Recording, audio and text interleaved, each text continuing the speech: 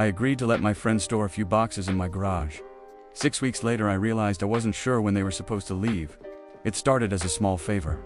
He was moving between apartments and needed somewhere temporary to keep his things. I had the space, and he sounded stressed, so I said yes without thinking too much about it. At first it was just a couple of boxes and a small shelf. He said it would be for a week or two while paperwork got sorted out. That felt reasonable. Then the move-in date shifted. There was a delay with the new lease. A few extra days turned into another week. When he asked if he could add a few more items, I agreed again. It didn't feel worth pushing back over something that still sounded temporary. After a while I stopped parking on one side of the garage because his things were stacked there. I adjusted without mentioning it. Each update came with an explanation that made sense on its own.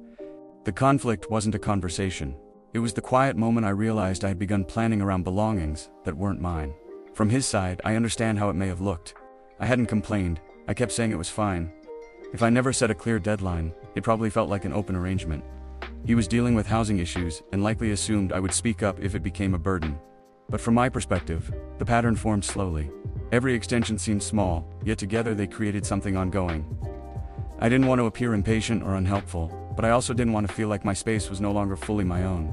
What unsettled me most was recognizing that I had contributed to the situation by staying quiet. Ending the arrangement now felt heavier than setting limits earlier would have. When I finally mentioned needing the garage back, the conversation was polite but slightly reserved afterward.